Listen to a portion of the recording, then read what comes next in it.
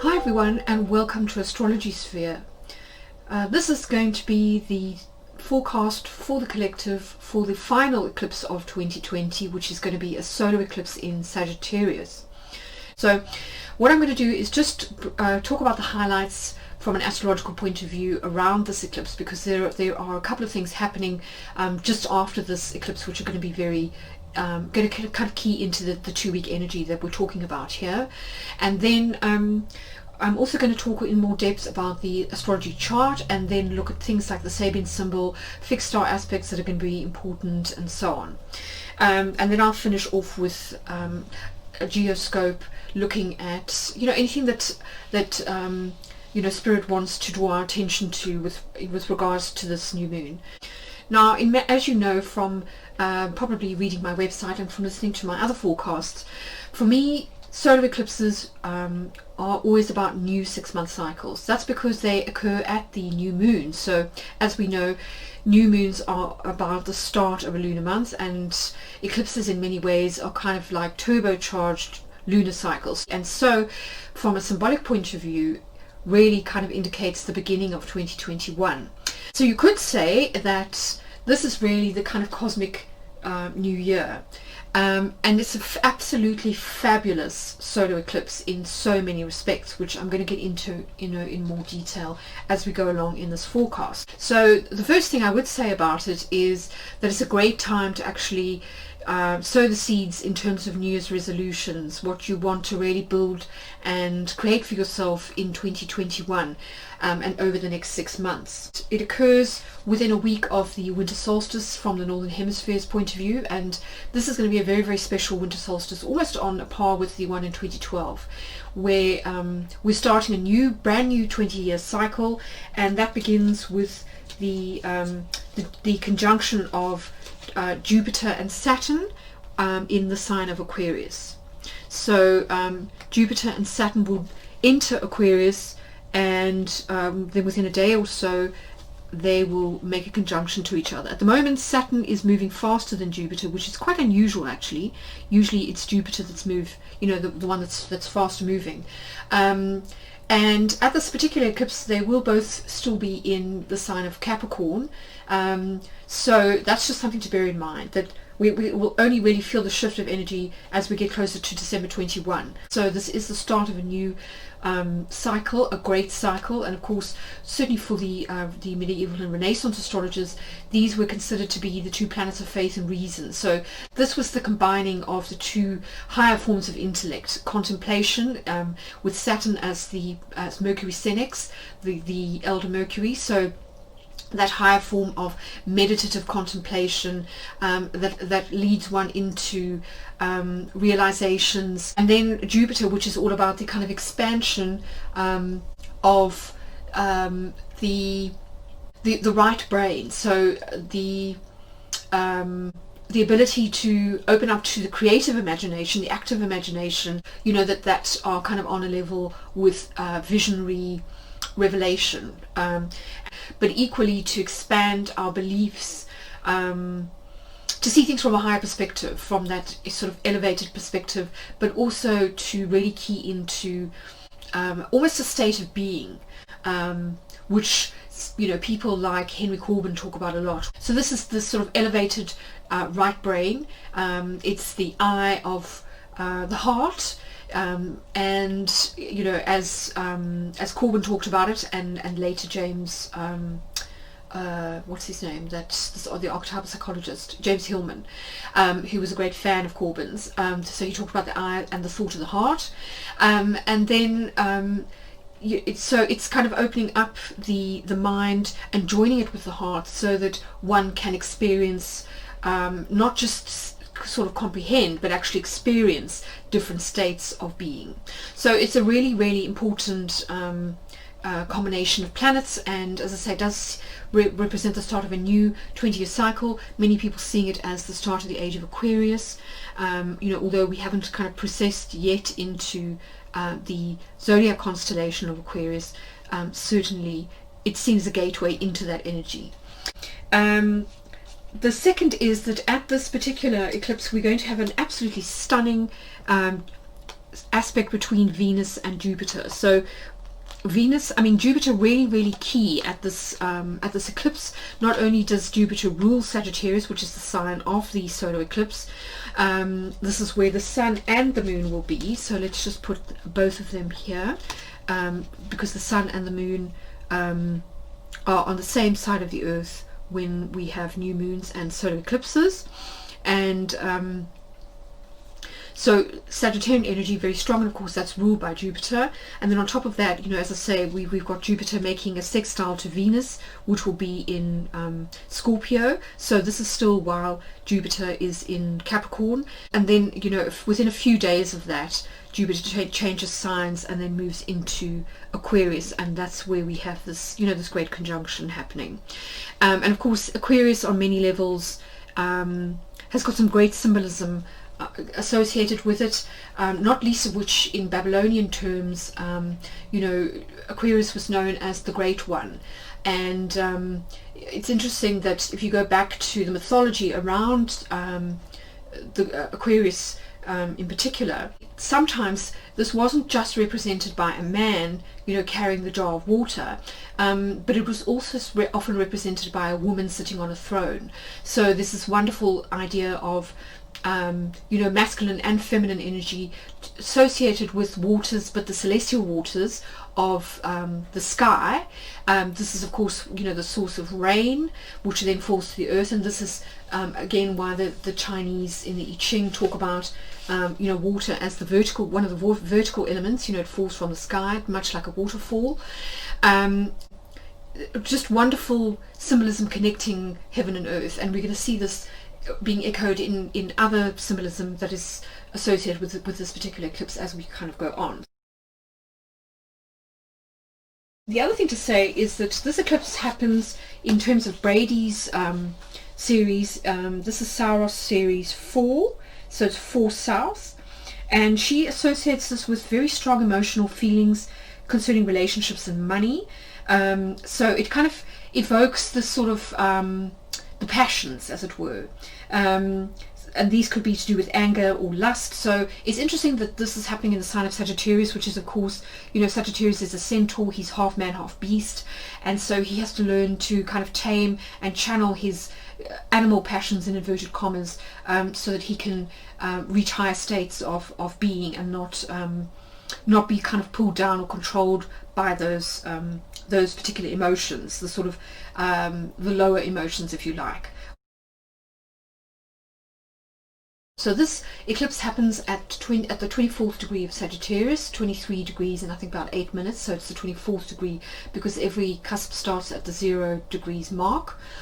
And interestingly, the symbol for this is the bluebird of happiness, which I think is absolutely stunning. So this is very much associated with the sign of good luck and happiness, which is standing at the door of the house. So it's on the threshold, and I think this is the energy that we're actually going to be kind of walking into. We're sort of on the threshold of a whole new era, the age of Aquarius, which is seen as this kind of ideal utopian era, the golden age of man, but it's also, I think, on a personal level going to be a time where we start to move into a very positive energy after a very, very difficult 2020. So something to really look forward to, as I say, in many respects like a new year. So something associated with blessings, with the promise of happiness, with love, and with blessings of all kinds. A really, it's also about omens of good luck. And it's what I find so interesting is it's associated with front doors, doors. So really making a conscious decision to cross over that threshold from suffering into happiness. So that's absolutely beautiful. And then in terms of the chart, there's some really, as I said, some interesting things happening. So here in the chart we can see the sun and the moon in Sagittarius just below the level of the horizon, the western horizon, in Sagittarius. Now we can see that Venus is in Scorpio at about 28 degrees, so just below Mercury. And from here she's making a sextile to Jupiter, which is between Saturn and Pluto in Capricorn, in the in the 8th house. So this is again extremely auspicious energy. These are the two benefics joining together. So again, this is the kind of one of the ultimate aspects of good luck good fortune, lucky in love, sort of fortunate developments, help from, you know, from friends and from higher ups. So almost fortune smiling on us. And it's also very much about just feeling more positive overall, you know. It's about pleasure and joy on one hand, that's Venus, but then it's also about the higher states of enthusiasm, which of course in Greek means to be filled with a god, and of kind of optimism, seeing the future in a more kind of expansive, optimistic way, and kind of you know, kind of coming from the perspective that whatever is happening now, problems can be overcome, they can be solved, and a solution will be found. And there's a kind of dedication to finding the solutions, which, you know, very often comes from zooming out, from having that slightly more elevated bird's eye perspective on a situation, instead of getting sort of very myopic and bogged down in the problem. Sometimes you need to kind of detach a little bit, take a step back, and then you start to see solutions, you know, kind of coming in. So that's I think another lovely thing to, you know, to consider here. And then right next to them is a fixed star called Ras Al Hague, which we encountered back in October when we had that new moon in Libra. And this is the constellation of Asclepius, who in Hermetic tradition is the god of healing. So I think that's also a very good omen in terms of, you know, kind of COVID coming to an end, and moving out of a sort of you know, any energies around fear of survival, that kind of thing. And then right next to that, interestingly, is Mercury. Mercury's moved into Sagittarius and is absolutely speeding through Sagittarius. It only spends 20 days in Sagittarius, which is nothing, you know, if we think about some of the other signs that it's really sort of spent ages in. So Mercury speeding through Sagittarius, which I've written about on my blog actually. It's an interesting position for Mercury. The truth of the matter is that this is where Mercury is considered to be in detriment, and I think it's because of the tendency for Jupiter and Sagittarius to sometimes tip over into kind of over optimism. So it's very important at this phase to be very optimistic and to think about what we want to achieve, but also to stay grounded. I think that's a very important message that's coming through very strongly through a number of quarters. You know, and I think that's why the alchemists talk so much about Saturn as being the elder Mercury, this need for to stay grounded, and to learn from experience, the wisdom of experience, not to be over idealistic and not overly cerebral either. I think that's the important thing. So using the visionary imagination in a kind of grounded way, and that means not escapism and not burying one's head in the sand, so not being in denial, or kind of tipping over into those kind of that, you know, that sort of fantastical thinking where we're not really sort of very clear about how we can achieve something, or it's just not practical, or we haven't really thought it through carefully. So there's again a big difference. I think we need to go back to sort of this idea of Henry Corbin, where he talked so much about the need to distinguish between the active imagination, the visionary imagination, which is a higher faculty. It's a faculty of the soul. It's the sort of the soul's third eye, versus you know, the fantastical thinking of the lower mind, which is the Mercury mind actually. But what for me is fascinating is that if we look at the some of the symbolism around this particular eclipse, there's very much an emphasis on the left eye, and you know, this is the eye of of logic in the Western tradition, but in the Egyptian tradition, the left eye is actually the eye of Thoth. This is the moon eye, and it's the feminine eye, and of course, you know, in Egyptian culture, hermes-thoth became, you know, this was actually the prototype for Hermes in the Hermetic tradition. So it's a kind of crossover between Mercury on one hand and Thoth, who is actually a moon god in the Egyptian tradition. So I think that's very important to sort of bear that in mind. So Hermes-thoth in this tradition is actually the great teacher, which is in certainly in Gnosticism and in Hermeticism is actually the tutelary spirit. So this is your inner daemon, your guardian, or your sort of your angelic consciousness, which will kind of guide you on the inner planes into higher states of consciousness. So this is really the opening of that third eye in the sense of, you know, almost like the eighth chakra, the one that you know, in the shamanic tradition is kind of above the crown. So Hermes-thoth sat in the eighth dimension. So this is the realm of the crystalline spheres, the starry realm, the sphere of the zodiac and the constellations, the sort of fixed stars. And then just below that, as the kind of mediator, the guardian of the threshold, was Saturn. And Saturn was seen as really the initiator into the higher mysteries. And, you know, I think we tend to forget this now. We tend to sort of see Saturn as being this kind of demonic figure, but actually Saturn is sort of is the alchemical lead. It's also the great initiator that puts us through our paces in the material world, and what causes suffering in the material world is actually due to misdirected sight. So basically having reality upside down. And so I think what we're being asked to do now is to really reorient ourselves so that we see things more clearly. We kind of move into those kind of 5D states of consciousness that allow us to see the bigger perspective, the sort of wider perspective of the multi-dimensional beings that we are.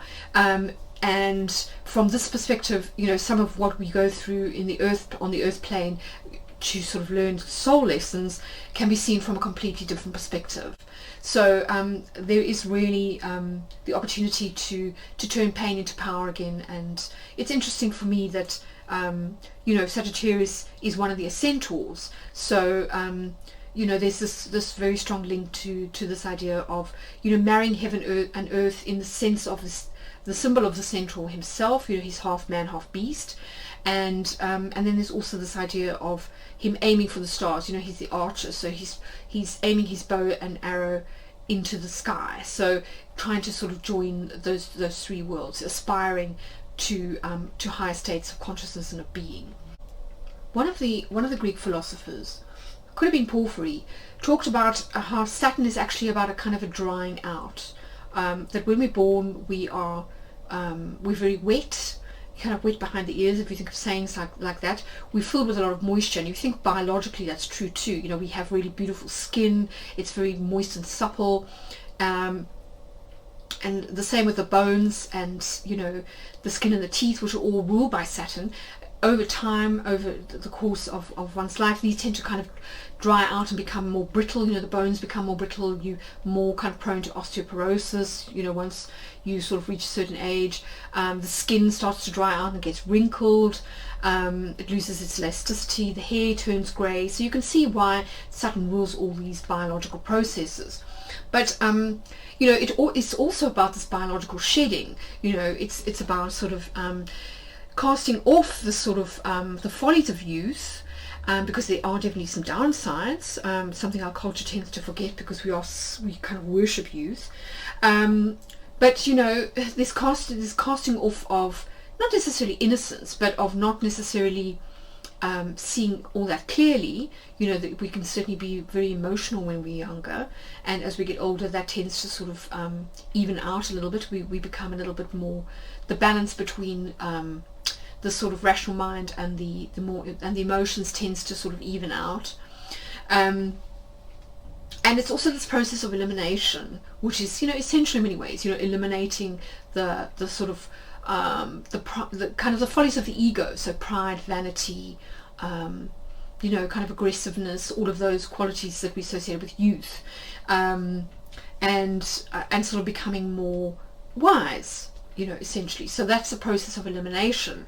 And so I think it's very interesting that we've got these two energies sort of equally balanced, you know, as we move into this particular time period. And I think that's, you know, that's something to, again, to sort of think about and work with And I think it's interesting, the connections to the Libra new moon, which was all about kind of creating balance within our lives, that that this theme kind of returns. So anyway, with all that in mind, I think it's probably time to do a bit of a reading and see what revelations want to come through from the celestial beings, from the planets. So let's just gather these up quickly, and what I'm going to do is just set them out as a kind of horary chart. So if we think that Sagittarius is sort of like rising, then we've got Aquarius here. Where is Aquarius? Here in the third house. So isn't that interesting? The house of revelation, the house of seeing, of perception, of self-expression. So that is where the great conjunction will happen. And then we've got Jupiter and Saturn still in the sign of Capricorn. So let's just put them over there. And we've got Venus in Scorpio, so she's in the 12th house. So again, a house of the psyche, which I think is quite fascinating. Bringing up revelations from the depths. And we've got the sun and the moon kind of here in the first house. So let's just pull that down a little bit. Okay, so in fact, I think what I'm going to do is just have the new moon there. It's a little bit easier, and that represents the conjunction of the sun and the moon. Perfect. Okay, so let's get out our geomancy cards, and before I deal those, I thought it might be quite fun to get a few, just kind of 3 cards for sort of an overall feeling, using the Elemental Oracle, which is by Stacey DeMarco. I'm not crazy about her particular interpretations of the elements, but what I do like about it is that it incorporates some of the kind of modern aspects of physics, shall we say, so things like atoms, electricity, and so on. So it kind of takes things, into the modern era, and of course, given that we've got all this Aquarian energy around, I think that seems fitting. So let's just I think pick 3 cards that represent the overall energy of the eclipse, and then we'll kind of proceed with the geomantic reading. So let's see.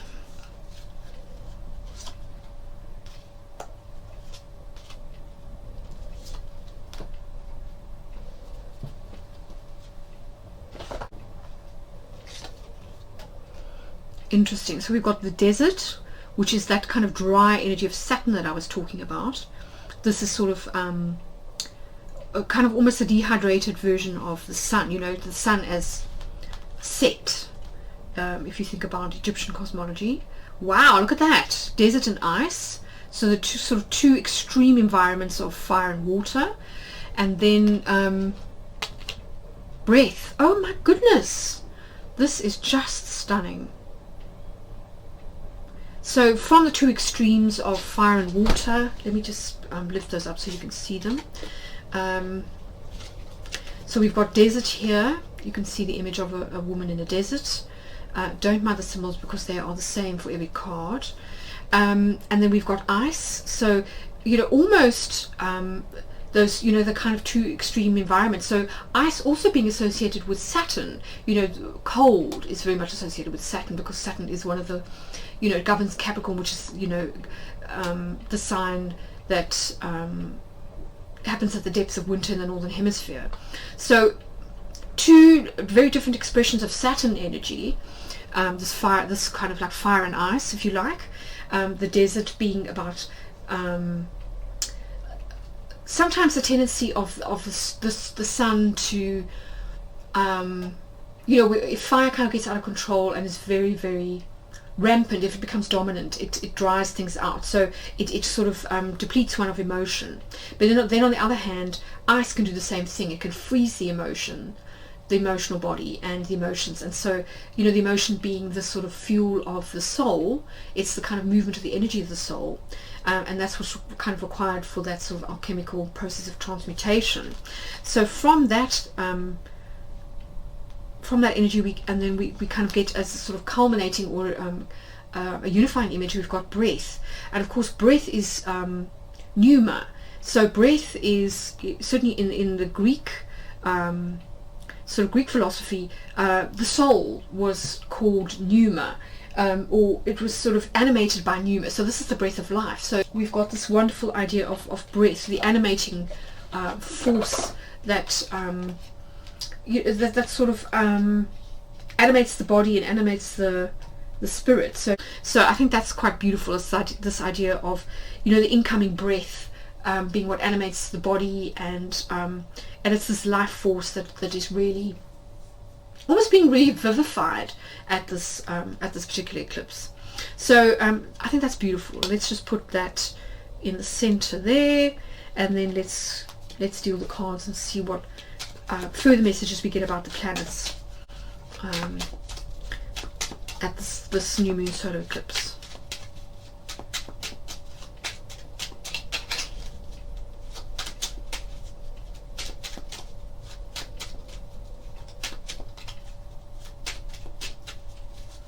Yeah, I mean, for me, you know, if I think about this, the desert and the ice, they're both kind of aspects of Saturn that you get in geomancy. So if you think about the Simmer of Corsair, which is Saturn in Capricorn, it's very much associated with this kind of desert energy of like being cut off from other people. You know, the desert is very solitary. You don't find a lot of people around. It's this sense of like being on your own, you know, of kind of those solitary states that are sometimes required for contemplation, and that can lead to mastery, but which sometimes can be a little bit lonely in the sense that they are cut off from, you know, from groups like your family, or from social events and that kind of thing. And that's been a big theme this year, actually, you know, especially with things like social distancing and that kind of thing. And you know, Saturn has spent a lot of time in Capricorn this year. It went retrograde in when was it, kind of May or June, and then went back into Capricorn and spent most of the year there. So I find that fascinating. And then this idea of ice as being suspended animation, in the sense of suspended emotion, and that can be trapped, you know, in ice. It needs to melt. You need fire in order to kind of melt the ice and let it flow again. So if you think about the heart, you know, and heart walls, you know, and isn't it fascinating that you know, the sign of Aquarius is of course the water bearer, but it's not a water sign, it's an air sign. So I think this is a very interesting kind of combination, because it's very often cold air that freezes water. So you could say in many ways, you know, as I say, that this is Saturn in its rulership of Capricorn, and then in its rulership of Aquarius, which is Tristia, you know, and Tristia in the geomantic system is about sorrow, tears, you know, and the falling tower. So I find that quite fascinating. And then new life being breathed into them as we move into this Jupiter-Saturn conjunction and this eclipse. So really kind of pressing the reset button in a lot of ways.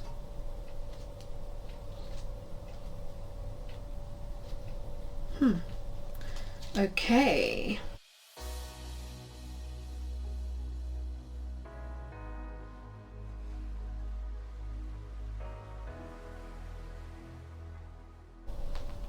So let's have a look. How absolutely stunning. So the energy of the new moon, represented by Caput Draconis, which for me is very much associated with new moons and with solar eclipses that always happen at a new moon. So this is the head of the dragon. So this is the north node, and at this eclipse the sun and the moon will actually be conjunct the north node. So absolutely perfect. You could not get a better geometric figure to represent this particular new moon solar eclipse. So Caput Draconis, as you know, is all about the start of new cycles, so it's new karmic cycles, and I think just really kind of emphasizing the fact that, you know, this is a time of reset, of, you know, of new starts, of new years, you know, new 20-year cycles, new. So a kind of a renewal, pressing a reset button, new cycle starting. Interesting. So we've got it echoed here with the Jupiter-Saturn conjunction. That Jupiter-Saturn energy, we've got Caput Draconis twice. So I think really pointing to that Saturn Jupiter conjunction that will be happening, you know, in Aquarius, and you know, this being another iteration of this reset energy. So the solar eclipse being the start of a new 6-month cycle, and then the Jupiter-Saturn conjunction being the start of a new 20-year cycle. Stunning. So for the sign of Aquarius, which is, you know, where this conjunction is going to happen, we've got Fortuna Minor. So absolutely beautiful. It is an air element, absolutely perfect, because Aquarius is ruled by, it is an air sign. So Fortuna Minor here being about fortunate changes. So again, reiterating this idea of a new cycle of blessings, you know, that bluebird of happiness, and you know, of a positive shift, things changing for the better. So an uptick in circumstances. Gosh, look at this. So Acquisitio, again, positive energy, and look, we've got fire, and fire.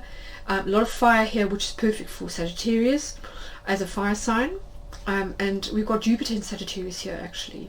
So Acquisitio being about gain. So this is really about blessings after kind of well-earned blessings. So almost like karmic rewards for, you know, having endured tests of some kind. And let's face it, 2020 has been a test for many of us on so many levels. So really this is starting to pay off now starting to sort of reap the blessings, the rewards after all that that hard work. So 5th house, we've got populace. So emphasizing the idea of taking joy in each other, in sort of looking forward to a time where we can gather again in groups, where we can commune with our people, where we can come together with our soul tribe. I'm thinking here of Christmas too, you know, this idea of blessings. This is, of course, December is the time of the sort of Christmas holidays, of coming together with others, you know, and of communing, you know, with food and so on. So I think kind of pointing to the fact that we, you know, we're kind of getting past, we're getting to that stage now where, you know, vaccinations are becoming available, so we can see the end of the need for social distancing and lockdowns and not being able to see loved ones. So that's beautiful. Oh my goodness, it just gets better and better. So for the 6th house of health and work, we've got Puella. This is another air sign, and Puella for me is all about, again, positive change. So it's about you know, a kind of equilibrium, coming into balance when it comes to health. So again, I think pointing to that energy of Ophiuchus, the healer. So things coming back into balance when it comes to wellness, health, that kind of thing. And also, this also points to being able to commune again with people, you know, perhaps on the level of work, but also of the arts and of all the elements of human society, all those kind of great works that make us civilized, you know, kind of art, music, you know, all that kind of stuff, the muses. So again, I think pointing to that connection with the centaur, you know, of Sagittarius and the muses. Wow, look at this conjunctio as the kind of this sort of polar opposite balancing energy for this eclipse. So conjunctio being about the sort of the union, the great union, the unia mystica of the sun and the moon, which is happening at the solar eclipse. And conjunctio is about marriage, it's about coming together. And isn't it interesting that it is Mercury Virgo. So this is really, we think about the astrology, you know, Mercury is sitting right next to Ras Al Hague, and is virtually conjunct the Sun and the Moon. So Mercury will literally be making a conjunction to the Sun and the Moon at this solar eclipse, and I think pointing to this idea of revelation and also of great tidings, you know, so messages coming in, heavenly messengers. So I think really potentially it's talking about people appearing in our lives that have messages for us, but also potentially getting messages from the spiritual realms, you know, almost as if somebody appeared personally for us to give us a personal message, kind of thing. So beautiful stuff. It's also in the 7th house of kind of communion, of one-to-one relationship. So I think also pointing to you know, this energy of love and happiness. So coming together with people, soulmates coming together, of soulmates finding each other, of forming new partnerships based, you know, on more than just, you know, kind of codependent necessity or kind of animal desire, but really being a sort of a partnership on so many levels that's kind of equal, and that is based on, you know, kind of body, mind and spirit sort of thing, body, soul and spirit. So the only kind of negative card so far is actually the card of Saturn in Aquarius, so Tristia. So also air energy, and you know, this for me, as I said, it's the Fallen Tower, and it's interesting that it's in the 8th house, which is the house of vice. So I think it's just kind of pointing to the need for certain aspects of our culture to kind of end. And here I'm thinking about things like, you know, sex trafficking, gambling, addiction, scandal, sort of theft, you know, so resources not being fairly shared out, so that the Fallen Tower literally kind of happening there. And I think, you know, as we move into this new age, there'll be a lot more of an equal sharing and equal give and take, both between on a one-to-one level, but also I think on a kind of communal level. So I think that's beautiful. And then here, the 9th house, we've got Rubeus. So I find this quite fascinating, because to me this kind of points to not the kind of lower passions that we normally associate with Rubeus. You know, this is the card, the opposite to Albus. So this is the rose and the lily, the opposite kind of qualities of passion and reason. But I think this is about the sort of, you know, being the 9th house of spirit. This is about the kind of higher passions. So the sort of opening of the heart, that energy of the heart that helps us to almost catch fire. You know, if you think about Rumi and this idea of allowing yourself to kind of catch a light, this is the sort of the inner light of the soul that kind of drives us towards wanting union with our higher selves and with higher knowledge. So it's that inner illumination that was coming through so strongly in this, you know, the symbols around this, you know, the astrology, that's sort of driving us to a greater communion. So it's, you know, similar here to that inner fire rather than sort of the lower fire, the arrow that of the archer that, as I said, begins. It's sort of, he leans it against his chest, and he then pulls it back and aims it up, and so it fires from the chest kind of upwards. And I think that's what we're talking about here with Rubeus.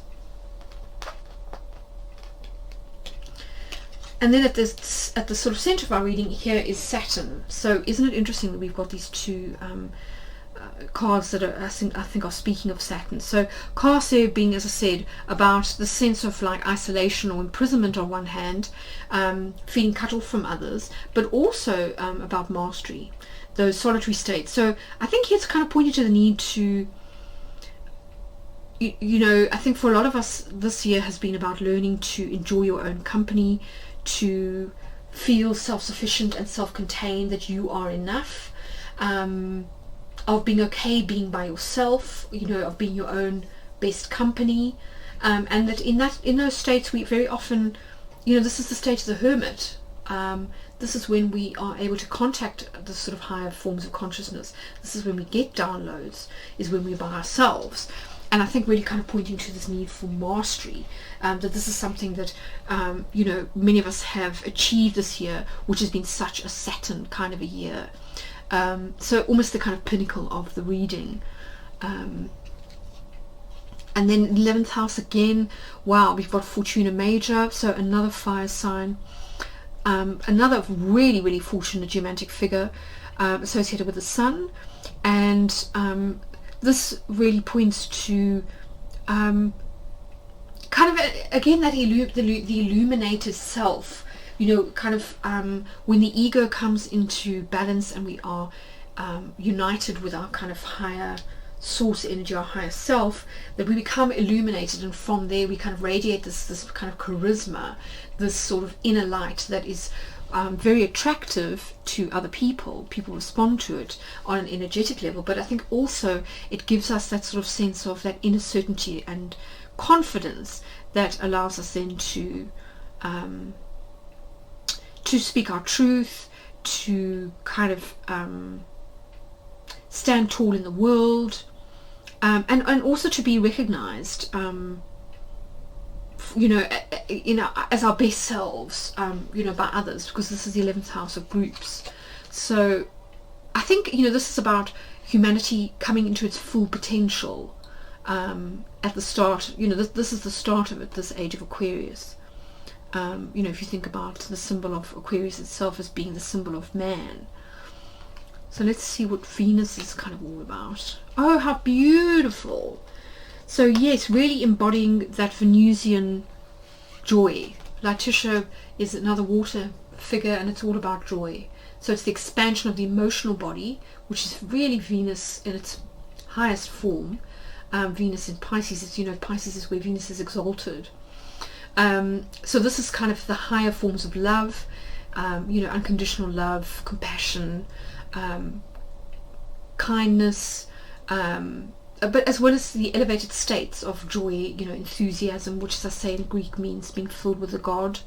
So I think, you know, in the position of Psyche, this is really, as I was saying earlier, this is about a state of being, an elevated state of being. It's not just a state of mind; it's a state of being that will kind of allow for almost, I don't want to say transcendent experiences, because it's not about escaping, but sort of elevated states of being that I think that allow for a more kind of joyful living, you know, here in the 3D. So yes, I mean, if we think about the combination of the two energy, we've got a new cycle here with Jupiter, and we've got Letitia for Venus. So a real opportunity for fresh starts when it comes to seeking happiness. And of course this could be with Venus, it could be through relationships, but I suspect that you know, that starts with the cup that we have to fill inside, and then that kind of emanates outwards towards marriages and unions with other people. So, you know, I think that that's kind of the best way to sort of see this. And then the final kind of card, which I think is sort of almost a kind of an extension of this Corsair energy, is a Missio. So this is Venus in Taurus.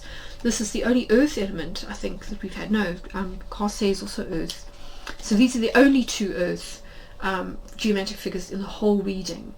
And yes, I think for me, kind of pointing to the idea that, the sort of idea that we are kind of souls having, or spirits having a sort of a human experience here on earth, and with that does come you know, part of the human experience is about sort of like suffering and loss, the kind of transience of human, of like embodied life or embodied existence. But then, you know, equally, if we embrace that, you know, if we think about the changing cycles of the seasons, you know, nature doesn't get stuck. You know, if you think about, for example, ice as being this kind of frozen energy, nature never stops. It's constantly in motion.